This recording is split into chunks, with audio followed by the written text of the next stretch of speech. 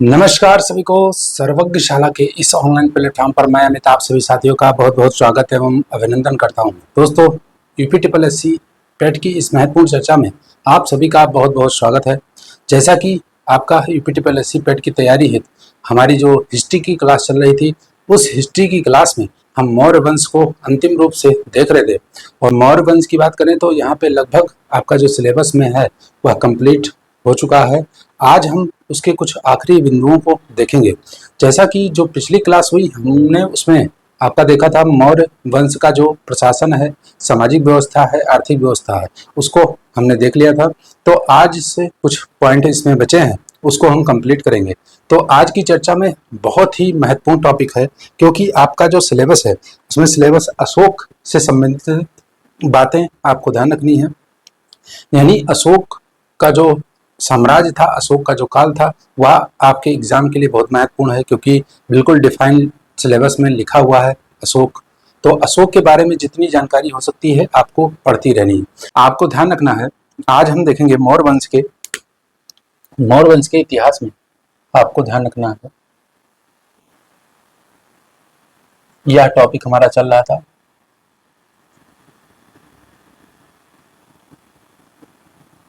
मौर्य वंश का इतिहास, हमारा टॉपिक चल रहा था। और आज हम देखेंगे अशोक के जो अभिलेख हैं। यह एग्जाम के दृष्टि से बहुत ज्यादा महत्वपूर्ण होगा, आपके एग्जाम के लिए अति महत्वपूर्ण। यहाँ से आपको ध्यान रखना है, प्रश्न आपको देखने को ही मिलेंगे, क्योंकि ये जो अशोक का काल है, इसके अभिलेखों से ही इसकी जो शासन व्यवस्था है, इसका जो काल है, वह ज्यादा पुष्ट होता है। साथ साथ में अगर बात करें तो इन्हीं अभिलेखों के द्वारा ही साक्ष्य प्रस्तुत करता है अभिलेख कि जो है आपका अशोक जो था वह महान सम्राट या महान राजा था। तो इस प्रकार अब अशोक के काल में सब कुछ हम पढ़ चुके हैं, लेकिन हम आपको ध्यान रखना है, आज हम पढ़ेंगे अशोक के अभिलेख। क्या पढ़ेंगे? अशोक के अभिलेख। अशोक का अभिलेख, ध्यान रखिएगा। और अशोक के अभिलेख की चर्चा शायद ही आपने कभी ऐसी पढ़ी हो। तो आज की चर्चा को हम स्टार्ट करेंगे, लेकिन आज की क्लास को स्टार्ट करने से पहले आप सभी भाइयों बहनों से रिक्वेस्ट है, जो लोग चैनल पे नए हो चैनल को सब्सक्राइब कर लेना, साथ साथ में बेल आइकन को प्रेस कर लेना, ताकि कोई क्लास आए तो आपके सम्मुख वह जो है नोटिफिकेशन के रूप में प्राप्त हो। बात करें तो सेशन पूरा देखिए, सेशन पसंद आए तो अपने दोस्तों से पाठियों के साथ शेयर भी जरूर करना है। और मैं दावे के साथ कहता हूं, अशोक के अभिलेखों को आपने बिल्कुल उसको रट लिया होगा, लेकिन क्या आपको पता है अशोक के अभिलेख, चाहे वह शिलालेख हो तो शिलालेख की बात करें तो वह दो भागों में मिलते हैं, स्तंभ लेख की बात करें तो वो भी मिलते हैं दो भागों में। और ये लेख होते कैसे हैं, क्या बताएं?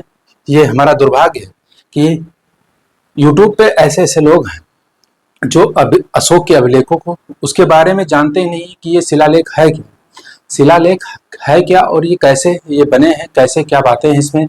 एक बहुत ही सुविख्यात अध्यापक हैं, मैं नाम नहीं लूंगा, आप YouTube पे अशोक के अभिलेख को सर्च करके देखिएगा, जो ज़्यादा व्यू वगैरह आपको वहाँ पे देखने को मिले उसमें आप देख लीजिएगा।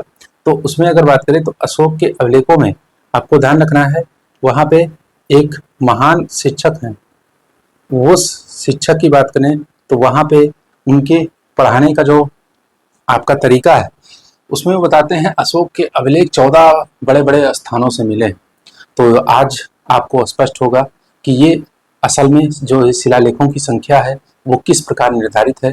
तो क्लास को पूरी अंत तक आपको देखना। तो सबसे पहले हम बात करेंगे अशोक का अभिलेख में, अगर हम बात करें तो सबसे पहले देखना है हमको शिलालेख। शिलालेख नाम से स्पष्ट है, नाम से ही स्पष्ट है शिलालेख।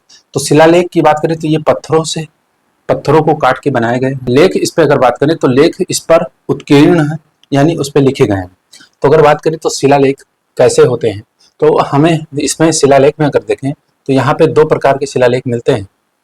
कौन से प्रकार के? आज आपको क्लियरली स्पष्ट होगा कि किस किस प्रकार के शिलालेख हैं, और जो अभी तक हम पढ़ते आए हैं वो कैसे कैसे वहाँ पे निर्धारित किया गया है। तो इसमें दो प्रकार के, एक बृहद शिलालेख और एक लघु शिलालेख, दो प्रकार के शिलालेख हैं। अगर हम बात करें तो इसमें अगर सबसे पहले देखें तो इसमें आपको ध्यान रखना है कि जो हम देखेंगे वो सबसे पहले क्या देखेंगे, बृहद शिलालेख। तो बृहद शिलालेख देखेंगे, बृहद शिलालेख, शिलालेख, ठीक है। सबसे पहले बृहद शिलालेख देखेंगे क्योंकि ये अति महत्वपूर्ण है, इनकी संख्या 14 बताई जाती है। और आज आपको पता चलेगा ये 14 संख्या होती क्या है, क्योंकि अभी बात करें तो कुछ दिन पहले मैंने एक अध्यापक का देखा, वो बताया कि ये 14 शिलालेख, इसको चतुर्दश शिलालेख कहते हैं और ये आपका 14 स्थानों से मिले हैं। ये बिल्कुल गलत बात है, आपको ध्यान रखना है अभिलेखों की, जो ये शिलालेखों की संख्या है वो कैसे निर्धारित होती है। तो हम सबसे पहले अगर बात करें तो पहले बृहद शिलालेख और लघु शिलालेख देख लेते हैं कितने हैं। तो बात करें तो यहाँ पे संख्या अगर बात करें तो कितनी है, संख्या बात करें तो यहाँ पे हम पढ़ते हैं कितने, 14 शिलालेख। कितने पढ़ते हैं, 14 शिलालेख पढ़ते हैं। यहाँ पे बात करें तो यहाँ संख्या निर्धारित नहीं है। तो संख्या क्यों निर्धारित नहीं है, अभी हम बताएंगे संख्या निर्धारित क्यों नहीं है, निर्धारित नहीं है, ठीक है। अगर बात करें तो ये जो संख्या, ये 14 शिलालेख हैं, ये आपके 8 स्थानों से प्राप्त हुए हैं, 8 स्थानों से प्राप्त हुए हैं, प्राप्त। जबकि ये जो लघु शिलालेख हैं ये 17 स्थानों से प्राप्त हुए, 17 स्थानों से प्राप्त। इसमें अगर लघु शिलालेख में देखें तो इसमें जो है कई पंक्तियां मिलती हैं, किसी में 4 किसी में 5, तो ये इसकी संख्या निर्धारित नहीं। अब ये शिलालेख किस प्रकार से लिखे जाते हैं आपको ध्यान रखना है, कैसे लिखे गए हैं। मान लीजिए एक कोई शिला है, यानी कोई पत्थर है, ठीक है, ये पत्थर है। अगर बात करें तो इस पे ये पहली पंक्ति हो गई, ये दूसरी पंक्ति हो गई, तीसरी पंक्ति हो गई, चौथी पंक्ति हो गई, पांचवी पंक्ति हो गई, छठी पंक्ति हो गई। इस प्रकार आपका जो है ये 14 पंक्तियां हैं और ये पंक्तियों की संख्या ही इन शिलालेखों की संख्या है। ध्यान रखिएगा, पंक्तियों की, पंक्ति बराबर शिलालेख संख्या, शिलालेख संख्या। इस प्रकार आपको पढ़ना है, ध्यान रखिएगा। ये जैसे मान लीजिए कोई एक पत्थर है, आज भी आप देखते होंगे नेम प्लेट वगैरह लगी होती है, तो एक पत्थर है, चौकोर हो या किसी भी आकृति का हो, तो पत्थर पे अगर बात करें तो पहली लाइन हो गई, दूसरी लाइन, तीसरी लाइन, इस प्रकार ये जो बृहद शिलालेख है इसमें 14 लाइनें हैं और यही 14 लाइनें जो हैं वो शिलालेख की संख्या बताती हैं। आपको ध्यान रखना है, ये 14 स्थानों से नहीं प्राप्त हुए हैं, बल्कि ये जो 14 लाइनें होती हैं यही शिलालेख की संख्या होती हैं, यानी शिलालेख संख्या 1, शिलालेख संख्या 2, शिलालेख संख्या 3। तो इस प्रकार अगर देखें तो ये शिलालेख संख्या निर्धारित करती हैं। अगर बात करें तो यहाँ पे आपको ध्यान रखना है, ये 8 स्थानों से प्राप्त हुए हैं, मुख्यतः 8 स्थान, बाद में हो सकता है आगे चल के भी कई स्थानों से प्राप्त हों, कुछ बाहर जो है बाहर के भारत क्षेत्र से बाहर, यानी मौर्य काल के साम्राज्य से बाहर भी प्राप्त हुए हैं। तो इस प्रकार अगर हम देखें तो लघु शिलालेख और बृहद शिलालेखों को हम देखेंगे बहुत ही डिटेल में, आपको ध्यान रखना है। इस प्रकार आपको ये याद रखना है कि ये पंक्तियों की संख्या ही शिलालेख की संख्या बताती है और ये मैंने बता दिया कि इस प्रकार से लिखे जाते थे और ये आपके 8 स्थानों से प्राप्त हुए हैं। तो बृहद शिलालेख 8 स्थानों से, जबकि जो लघु शिलालेख हैं वो 17 स्थानों से प्राप्त हुए हैं। अब इन शिलालेखों की जो विषय वस्तु है उसको हमें पढ़ना है। तो शिलालेखों की विषय वस्तु, यानी शिलालेख संख्या 1 में क्या लिखा हुआ है, शिलालेख संख्या 2 में क्या लिखा है, शिलालेख संख्या 3 में क्या लिखा है, शिलालेख संख्या 4 में क्या लिखा है, इस प्रकार आपको पढ़ना है। और इसमें आपको अभी ध्यान रखिएगा, अभी हम बृहद शिलालेख पढ़ रहे हैं, क्लास को अंत तक देखिएगा, आपको कुछ ना कुछ तो इस क्लास से आपको नया सीखने को मिलेगा। तो पहले हम क्या पढ़ रहे हैं, बृहद शिलालेख। अब ये जो 8 स्थान से प्राप्त हुए हैं, सबसे पहले आपको ध्यान रखना है कि इनका जो स्थान है उसको हम पढ़ेंगे। तो बृहद शिलालेख पढ़ रहे हैं, बृहद, और इसमें बात करें तो किन किन स्थानों से प्राप्त हुए हैं, स्थान, ठीक है, कहाँ से प्राप्त हुए हैं, इसको याद रखिएगा। राज्य या क्षेत्र की बात करें तो ये किस राज्य या क्षेत्र में है, राज्य या क्षेत्र में है। और अगर बात करें तो इनकी जो लिपि है, लिपि भी आपको याद रखनी है, लिपि भी। अशोक के जो अभिलेख हैं वो ब्राह्मी, खरोष्टी, अरमाइक तथा ग्रीक लिपियों में आपका जो है प्राप्त होती है। तो कई सारे यहाँ पे लिपियां देखने को मिलती हैं, तो आपको ध्यान रखना है, स्थान ध्यान रखना है यह स्थान किस राज्य क्षेत्र में है, फिर उसके बाद लिपि याद रखनी है। तो सबसे पहले हम पढ़ेंगे मानसेहरा। मानसेहरा का अभिलेख, ये शिलालेख है। मानसेहरा क्या है? मानसेहरा। और उसके बाद में बात करें तो आपको ध्यान रखना सहबाजगढ़ी। सहबाजगढ़ी क्या है? सहबाजगढ़ी। अगर बात करें तो ये दोनों क्षेत्र, चाहे वो मानसेहरा हो चाहे सहबाजगढ़ी हो, ये दोनों क्षेत्र कहाँ पे हैं? पाकिस्तान में, पाक में, ठीक है, आपको ध्यान रखना। अगर बात करें तो इनकी जो दोनों लिपियों की बात करें तो दोनों की लिपि क्या है? खरोष्ठी। क्या लिपि है? खरोष्ठी लिपि। तो आपको ध्यान रखना है मानसेहरा यह स्थान है, यहाँ से अशोक के जो शिलालेख हैं वो प्राप्त हुए हैं। और शिलालेख, मैंने बता दिया कि शिलालेखों की संख्या 14 है। वो पंक्तियां ही उसकी संख्या निर्धारित करती हैं, यानी पंक्तियों का समूह ही शिलालेख संख्या है, आपको ध्यान रखना।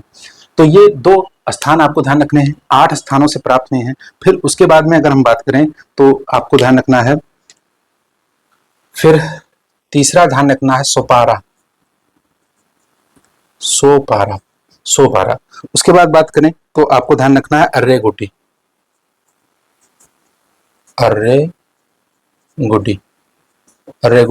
ये सोपारा की बात करें तो ये महाराष्ट्र में है। कहाँ पे है? महाराष्ट्र में है। और अर्रेगुडी की बात करें तो ये आंध्र प्रदेश में। कहाँ पे है? आंध्र प्रदेश में, ठीक है। तो सोपारा अगर बात करें तो सोपारा महाराष्ट्र में और अर्रेगुडी जो है वह आंध्र प्रदेश में है। अगर बात करें तो इन दोनों की लिपि अगर बात करें तो यहाँ पे तो ब्राह्मी लिपि देखने को मिलती है सोपारा में, ब्राह्मी लिपि, लेकिन यहाँ पे आपको देखने को मिलती है ब्रुस्टोफेडन लिपि। ब्रुस्टोफेडन लिपि क्या होती है? तो आपको ध्यान रखना है, इसमें ब्राह्मी और खरोष्ठी की जो मिक्स होती है उसको ब्रुस्टोफेडन कहते हैं। ब्राह्मी प्लस खरोष्ठी, ठीक है। तो ब्राह्मी और खरोष्ठी लिपि को जो मिला के लिपि बनती है उसको बोलते हैं ब्रुस्टोफेडन। तो ये 4 स्थान हो गए। 5वें स्थान की बात करें तो यहाँ पे आपको देखने को मिलता है कालसी। कालसी की बात करें तो ये आपका उत्तराखंड में,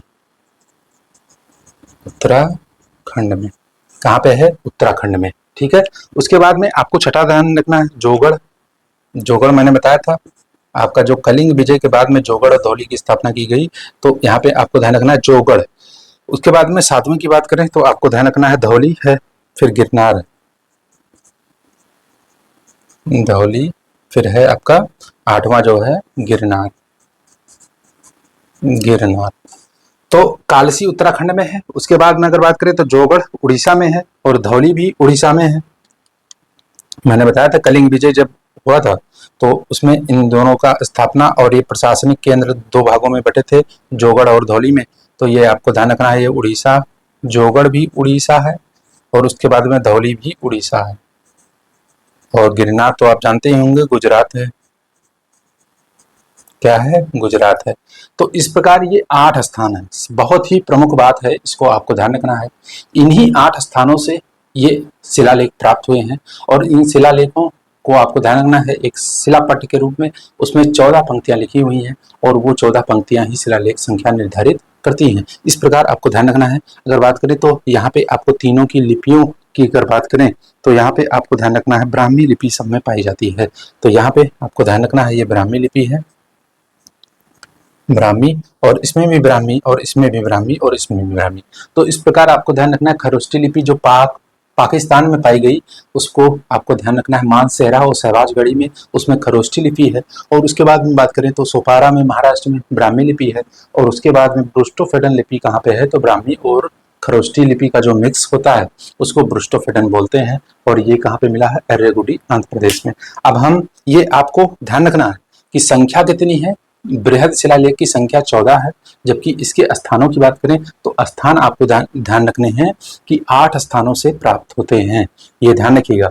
बाद में कुछ जो है आपको ध्यान रखना है, कुछ जो अन्य स्थानों से भी प्राप्त हुए हैं लेकिन उनको हम प्रमाणिक नहीं मानेंगे क्योंकि ये जो 8 स्थान हैं ये यही ज़्यादा इंपॉर्टेंट है। और ये कहा जाता है, आपको ध्यान रखना है, ये कहा जाता है, एक नाम मिलता है, आपको ध्यान रखना है, प्रोफेसर राय चौधरी का। क्या नाम मिलता है? प्रोफेसर राय चौधरी। चौधरी, ये चौधरी साहब कहते हैं कि ये जो 8 स्थान है वो अशोक के राज्य की सीमाओं का निर्धारण करते हैं। ये 8 स्थान अशोक के साम्राज्य की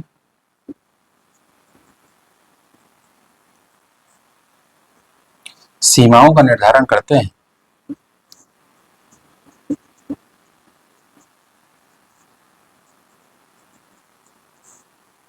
करते हैं। तो इसको याद रखिएगा, ये प्रोफेसर राय चौधरी का कथन है और यही 8 स्थान महत्वपूर्ण है। बाकी एक अगर बात करें तो सेरेकुना एक स्थान मिलता है, सेरेकुना। सेरेकुना अभिलेख जो मिलता है वह मिलता है आपका कंधार में, वो भी लिख दे रहा हूं, लेकिन ये आपको 8 स्थान याद रखने हैं, ठीक है। 8 स्थान यही महत्वपूर्ण है।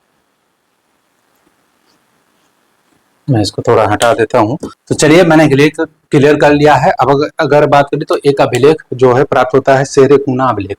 सेरेकुना अभिलेख, क्या नाम है? शेर ए कुना, कुना अभिलेख। अभिलेख शिलालेख में नहीं है, आपको ध्यान रखिएगा। इसकी बात करें तो ये जो है सेरेकुना की बात करें, ये कंधार में प्राप्त होता है, कंधार में, ठीक है। आगे पढ़ेंगे चल के। तो इसमें आपको ध्यान रखना है, यहाँ पे ग्रीक और अरमाइक लिपि मिलती है। क्या मिलती है? ग्रीक प्लस अरमाइक लिपि, बस इतना याद रखिएगा, ठीक है। तो बाकी शिलालेख, बृहद शिलालेख मैंने बता दिए 8 स्थानों से प्राप्त हुए हैं। 8 स्थानों के नाम आपको ध्यान रखने हैं। उसके बाद अब हम जो चलेंगे वो शिलालेखों के संख्या पे हम चलेंगे कि क्या क्या, कौन कौन से शिलालेख हैं, उनकी संख्या के आधार पे आपको ध्यान रखना है। तो अशोक के 14 शिलालेखों का जो विषय वस्तु है उसको हम देखेंगे। तो शिलालेख संख्या 1, शिलालेख संख्या 1, ठीक है। एक एक की बात करें तो इसमें आपको ध्यान रखना है, इसमें पशु बलि हत्या पर रोक है और समाज उत्सव पर रोक है। किस पे आपको ध्यान रखना है? पशु बलि, पशु बलि या पशु हत्या बोल सकते हैं। पशु बलि पर रोक, रोक की बात की गई है, रोक। साथ साथ में अगर बात करें तो जो सामाजिक उत्सव है, मानव उत्सव है, मानव उत्सव, उत्सव पर रोक, ठीक है। तो शिलालेख संख्या पहली जो आपका है उसमें आपको ध्यान रखना है कि जो पशु बलि है या पशु हत्या पर रोक है, साथ साथ में मानव उत्सव पर भी रोक लगाया गया है। मानव उत्सव या सामाजिक उत्सव, समाज उत्सव लिख सकते हैं, सामाजिक उत्सव, सामाजिक उत्सव, ठीक है। तो इन दोनों पे रोक की बात की गई है, किसमें? शिलालेख संख्या 1 में। दूसरे में बात करें तो बहुत ही महत्वपूर्ण है, यहाँ पे आपको ध्यान रखना है। दूसरा जो शिलालेख है मैं यहीं पे लिख दे रहा हूँ, शिलालेख 2, शिलालेख संख्या 2, ठीक है। तो शिलालेख संख्या 2 में अगर हम बात करें तो इसमें सीमांत राज्यों का उल्लेख मिलता है। जो साम्राज्य मौर्य साम्राज्य था उसके सीमांत जो राज्य थे, सीमांत यानी उसके सीमाओं पे जो सीमा के अंत में राज थे, सीमांत राज्यों का उल्लेख है उसमें, राज्यों का उल्लेख। इसमें अगर बात करें तो इसमें आपको ध्यान रखना है, चोल है, उसके बाद पांड्य है, पांड्य है, चोल पांड्य आदि का इसमें उल्लेख मिलता है। आपको ध्यान रखना है, चोल पांड्य, सरिये पुत्र, केरल पुत्र व श्रीलंका आदि का जो है यहाँ पे उल्लेख मिलता है। श्रीलंका भी है, केरल पुत्र का उल्लेख मिलता है, केरल पुत्र। तो इस प्रकार अगर बात करें तो इसमें सीमांत राज्यों का उल्लेख है, यानी जो मौर्य साम्राज्य के सीमाओं के पेश राज्य थे उनका उल्लेख है, जिसमें चोल, पांड्य और ये आदि हैं। तो इसमें आपको ध्यान रखना है, इसमें चेर का उल्लेख नहीं है, केरल पुत्र का उल्लेख मिलता है, श्रीलंका का उल्लेख मिलता है। इस तथ्य को याद रखना है। अगर हम बात करें तो आगे चलें तो शिलालेख संख्या हम जो 3 है उसको देखते हैं। तो 3 बहुत ही इंपॉर्टेंट है।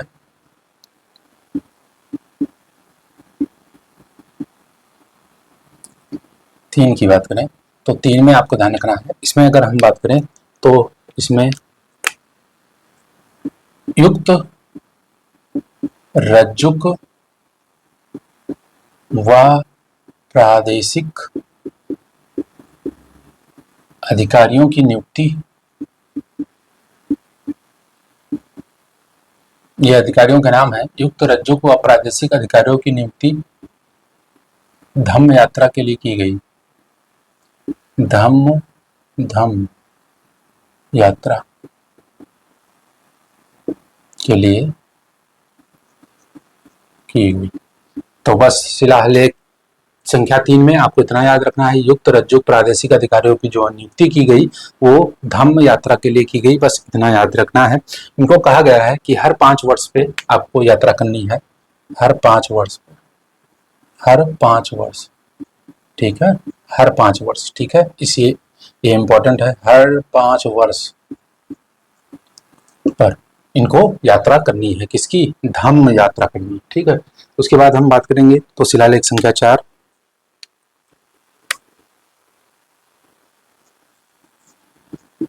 शिलालेख संख्या 4, इसमें बात करें तो रणघोष के स्थान पर, रणघोष के स्थान पर धम्म घोष की घोषणा या उसका उल्लेख मिलता है यहाँ पे। तो आपको ध्यान रखना है, रण घोष के स्थान पर धम्म घोष की घोषणा जो की अशोक ने, वह किस शिलालेख में इसका उल्लेख है, तो आपको ध्यान रखना है शिलालेख संख्या 4 में। उसके बाद आपको ध्यान रखना है, अब हम चलते हैं 5वें की तरफ।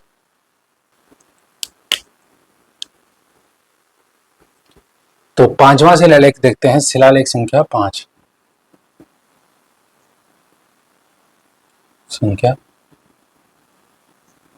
5, ठीक है। 5वें में बात करें तो यहाँ पे 5 जातियों या आपका 5 जनपदों का उल्लेख मिलता है, 5 जातियों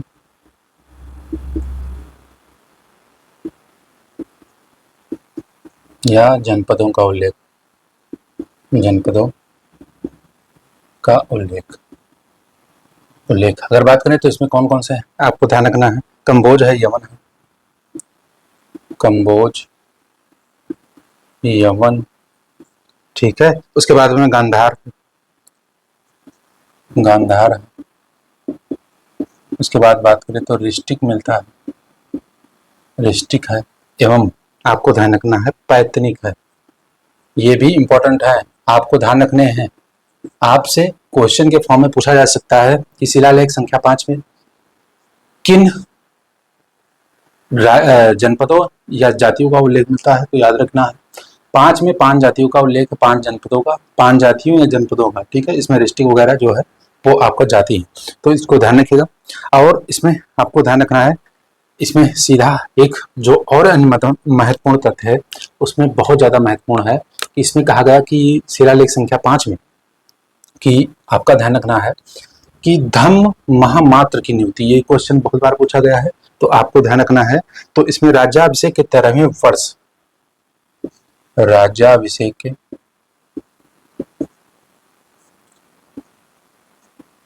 13वें वर्ष अशोक ने धम्म महामात्रा की नियुक्ति का उल्लेख किया, धम्म महामात्र,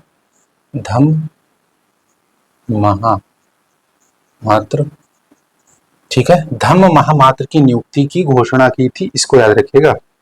किसने, अशोक ने राज्याभिषेक के 13वें वर्ष धम्म महामात्रा की नियुक्ति की घोषणा की, नियुक्ति की घोषणा की। तो ये आपको ध्यान रखना है शिलालेख संख्या 5। अब हम बात करेंगे शिलालेख संख्या 6 पर। तो ये 2 महत्वपूर्ण तथ्य हैं, बहुत ज्यादा महत्वपूर्ण है, आपको ध्यान रखना है। शिलालेख संख्या 6,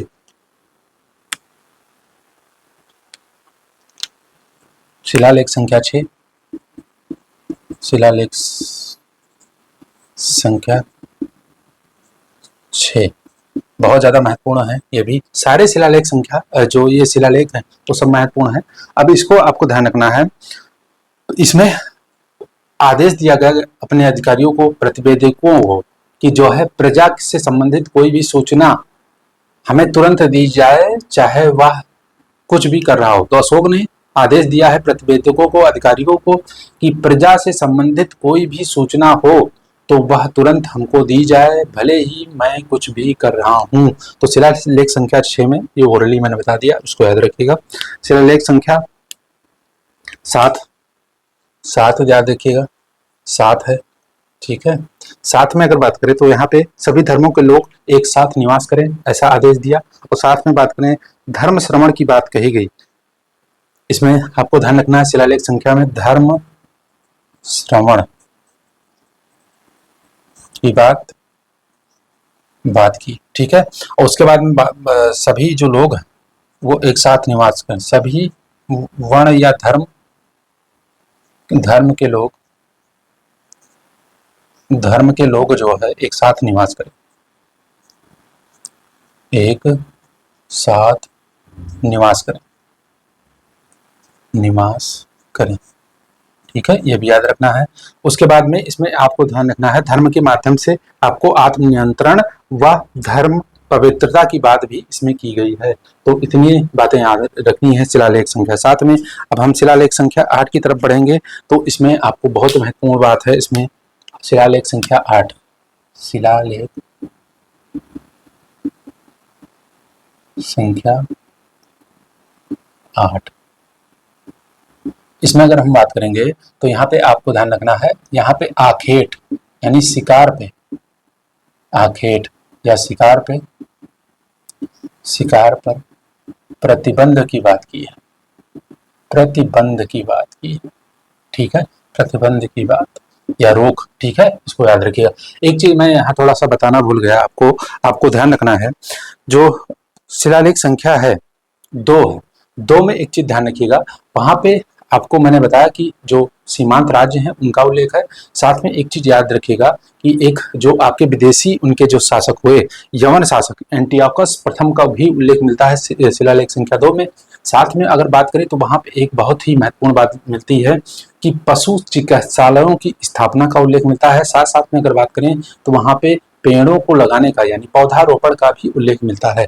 तो ये सारे बात आपके जो है शिलालेख संख्या 2 से संबंधित भी आपको याद रखनी है कि छायादार वृक्ष जो है वो अधिक से अधिक लगाए जाएं, ताकि राहियों को जो है आराम मिले। और आपको याद रखना है कि जो यवन शासक हैं एंटियोकस प्रथम, उनका भी उल्लेख जो शिलालेख संख्या 2 है उसमें आपको याद रखना है, बहुत ज्यादा महत्वपूर्ण है।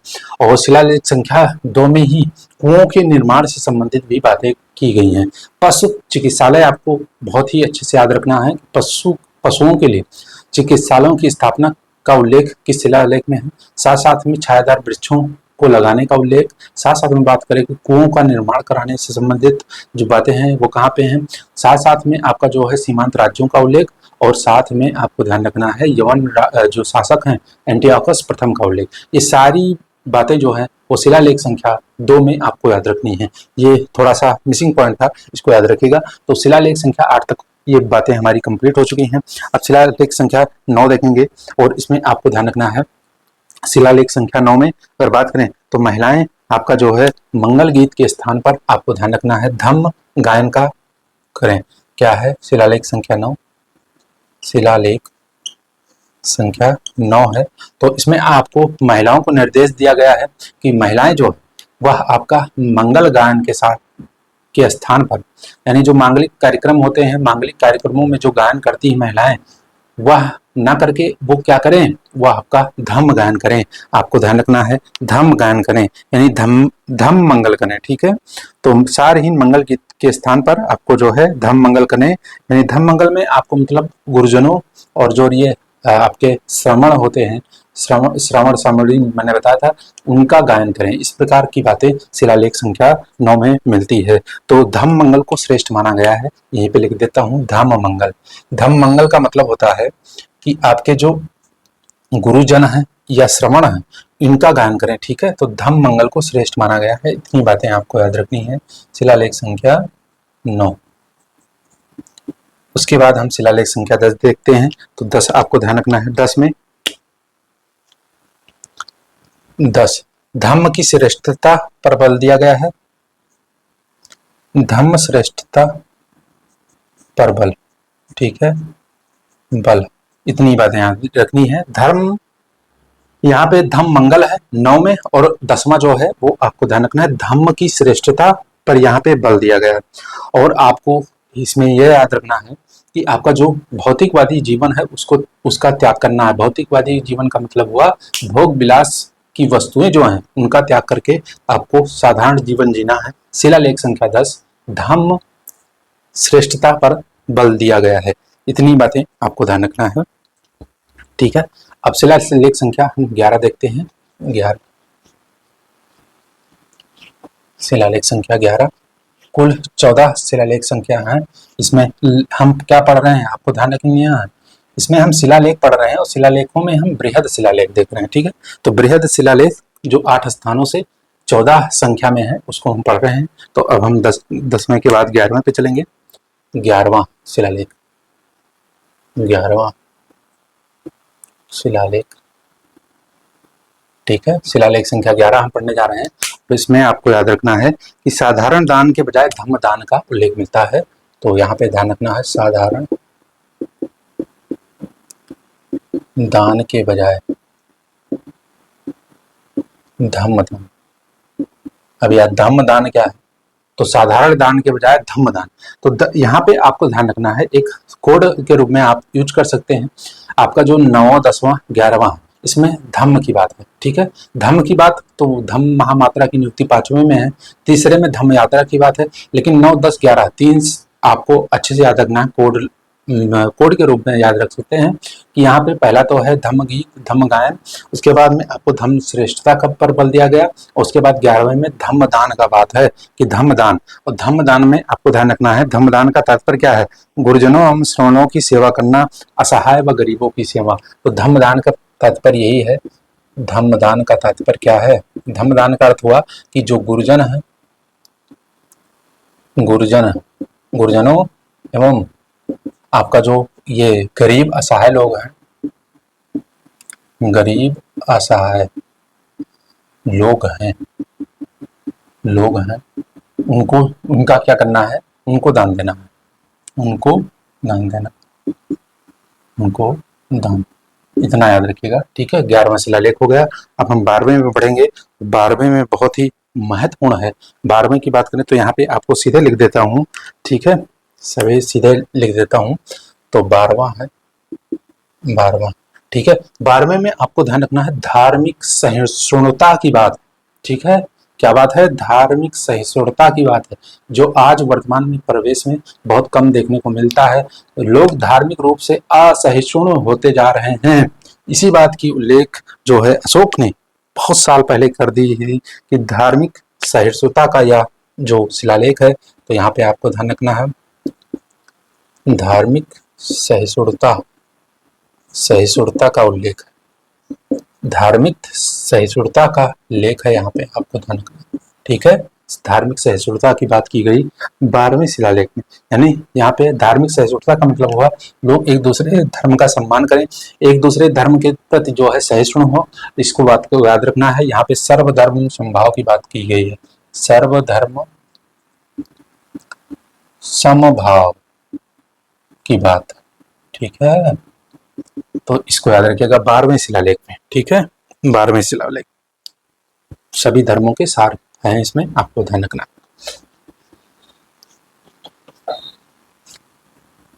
शिलालेखों की बात करें तो सभी महत्वपूर्ण है, लेकिन जो सबसे ज्यादा महत्वपूर्ण है वो 5वां है, 13वां है, ये आपको देखने को मिलता है, ठीक है। तो अब हम 13वें पे बढ़ते हैं सीधा।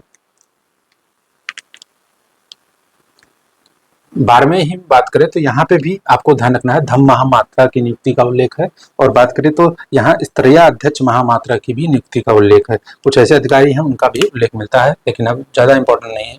अब हम 13वां बढ़ते हैं। 13वां शिलालेख संख्या 13 है, और ये सबसे ज्यादा महत्वपूर्ण है। इसमें कहा गया है, तो सबसे पहले आपको ध्यान रखना है, जो बार बार क्वेश्चन पूछे जा रहे हैं, कलिंग विजय का उल्लेख कहाँ मिलता है, तो वो शिलालेख संख्या 13 में मिलता है। इसमें लिखा हुआ है कि अशोक ने अपने राज्याभिषेक के 8वें वर्ष कलिंग की विजय की थी। तो कलिंग विजय का उल्लेख यहाँ पे मिलता है। सबसे महत्वपूर्ण तो यही है, अशोक ने अशोक ने राज्याभिषेक के 8वें वर्ष,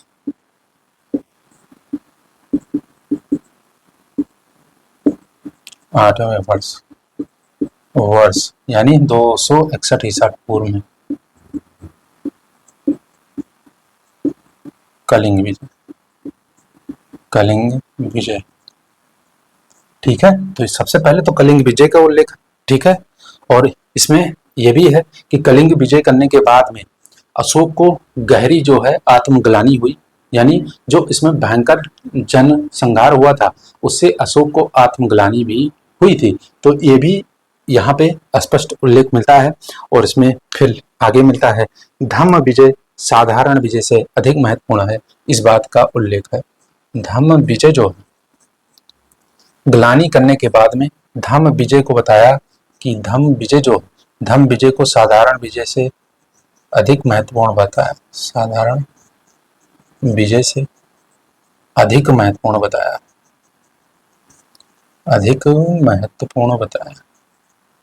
महत्वपूर्ण। ठीक है, ये बात याद रखनी है। और उसमें भी विदेशी राजाओं जैसे एंटियोकस, एंटियोगोनस, टॉलमी आदि वगैरह का भी उल्लेख मिलता है। तो इसमें लिख देता हूं, विदेशी राजाओं का उल्लेख भी मिलता है, विदेशी राजाओं का उल्लेख, जिसमें एवन राजा एंटियोकस, टॉलमी और साथ में एंटिगोनस आदि का उल्लेख मिलता है। ठीक है, तो इसमें आपको ध्यान रखना है अलेक्जेंडर का भी उल्लेख मिलता है। तो अलेक्जेंडर का भी उल्लेख मिलता है, इस बात को ध्यान रखिएगा। उसके दक्षिण के 3 राज्य मैंने बता दिए थे कि जो आपका चोल है, पांड्य है और श्रीलंका है, इसकी विजय का उल्लेख भी मिलता है। यानी यहाँ पे बताता है कि यहाँ पे मैंने जो है धम्म विजय की थी। ठीक है, कौन कौन सा लिख देता हूं, इंपॉर्टेंट हो सकता है। चोल, पांड्य व श्रीलंका में धम्म विजय का उल्लेख मिलता है, धम्म विजय का उल्लेख मिलता है। यह भी महत्वपूर्ण है, आपको ध्यान रखना है। उसके बाद में अगर बात करें तो जंगलों में निवास करने वाली जो आठविक जातियां हैं, आठविक जनजातियों, उनके अपराधों को माफ करने की बात भी कही गई है। यानी तो जंगल में जो आठविक जनजातियां रहती थी उनके द्वारा जो किए गए अपराध हैं उसको माफ कर देने की बात भी शिलालेख संख्या 13वें में इसका उल्लेख मिलता है। और ये बातें आपको ध्यान रखनी है। शिलालेख संख्या 13 ये बहुत महत्वपूर्ण था क्योंकि इससे बहुत क्वेश्चन बार बार पूछे जाते हैं। ठीक है, बहुत क्वेश्चन इससे बार बार पूछे गए हैं और ज्यादातर यही पूछा गया है कि कलिंग विजय का उल्लेख किस शिलालेख संख्या में है, तो इसको याद रखिएगा। अब हम अंतिम शिलालेख पे बढ़ रहे हैं। अंतिम जो बृहद शिलालेख है उसको देखेंगे, बहुत महत्वपूर्ण है वो भी। और इसमें बात ध्यान रखनी है कि ये जो अंतिम शिलालेख है इसे पृथक शिलालेख कहा जाता है।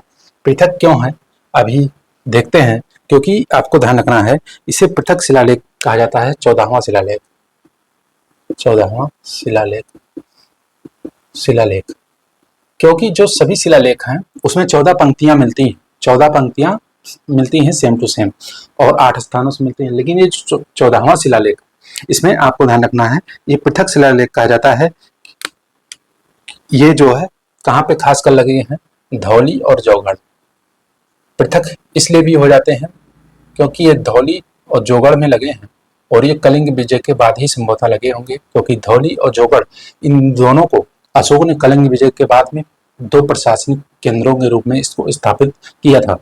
तो आपको ध्यान रखना 14वां शिलालेख जो है धौली व जौगढ़ में लगे हैं, पृथक शिलालेख है। और पृथक इसलिए हैं क्योंकि यहाँ पे आपको ध्यान रखना है 11, 12, 13, ये जो 11, 12, 13, ये जो 11, 12, 13 ही लाइन है के स्थान पर 2 पृथक लाइनें उत्कीर्ण की गई। इसमें आपको ध्यान रखना है, इसमें इसके स्थान पर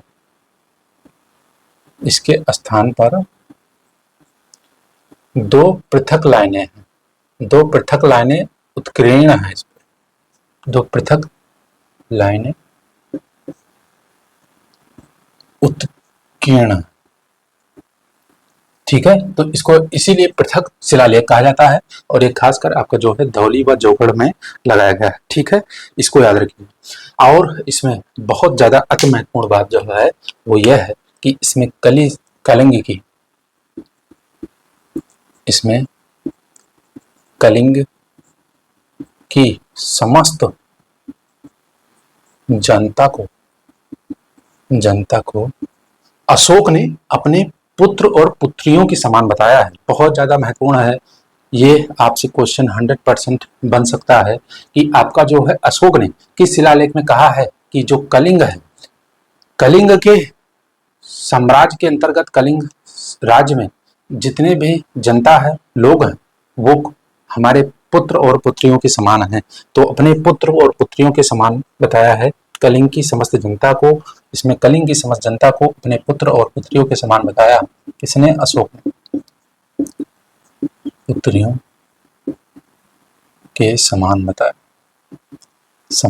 बताया तो महत्वपूर्ण है, आपको ध्यान रखना। तो ये शिलालेख संख्या आपका 14वां भी हो गया, तो इसमें आपको ध्यान रखने हैं। अब हम बात करें तो इसमें अब हम लघु शिलालेख देख लें क्या। तो लघु शिलालेख भी ज्यादा उसमें कुछ पढ़ना नहीं है, मैंने बता दिया 17 स्थानों से प्राप्त हुए हैं, आपको ध्यान रखने हैं। अब वो चलिए हम नेक्स्ट क्लास में करेंगे लघु शिलालेख को, क्लास हो जाएगी थोड़ी सी लंबी, तो आगे की चर्चा में हम देखेंगे लघु शिलालेखों को अशोक के, जो कि 17 स्थानों से प्राप्त हुए हैं, लेकिन उसमें संख्या निर्धारित नहीं है क्योंकि उसमें लाइन ही नहीं निर्धारित है, किसी में 2 लाइन है, किसी में 4 लाइन है, तो इसीलिए लघु कहा गया है, छोटे शिलालेख हैं। ये बड़े शिलालेख थे, तो स्पष्ट हो गया होगा आपको शिलालेख संख्या क्या होती है। मैंने बता दिया एक शिला है जिसको काट काट के इस पे शब्द उत्कीर्ण किए गए हैं, तो उन्हीं शब्दों को, उन्हीं लाइनों को जो है शिलालेख संख्या के नाम से आपको संबोधित करते हैं। एक बहुत भी सुविख्यात टीचर हैं, उनका हम देखे थे, तो उन्होंने बताया कि जो है अशोक 14 जगह शिलालेख स्थापित किए थे। तो ये बात पूरी तरीके से गलत है, 14 स्थान नहीं है, 8 स्थानों से 14 शिलालेख संख्या उनकी मिलती है, तो ये बात ध्यान रखनी है। लघु शिलालेखों में बात करें तो 17 स्थानों से लघु शिलालेख प्राप्त हुए हैं, लेकिन वहाँ पे शिलालेख संख्या नहीं है, वहाँ पे आपको स्थान के नाम से शिलालेख पढ़ने हैं, क्योंकि शिलालेख संख्या निर्धारित नहीं है, क्योंकि वहाँ पे 1 लाइनें, 2 लाइनें, 3 लाइनें इस प्रकार मिलती हैं। तो फिलहाल आज आई होप आप लोगों को ये समझ आ चुका होगा, ये जो शिलालेख होते हैं कैसे होते हैं, संख्या क्या है, इसकी विषय वस्तु क्या है, ये पूरी तरीके से आपको स्पष्ट हो गया होगा। ये क्लास बहुत ही ज़्यादा महत्वपूर्ण थी, अगर पसंद आई हो तो अपने दोस्तों सहपाठियों के साथ शेयर कर देना, और जो लोग चैनल पर नए हो चैनल को सब्सक्राइब कर लेना। तो अब हम मिलेंगे नेक्स्ट चर्चा में, तब तक के लिए आप सभी को राधे राधे, जय श्री कृष्ण।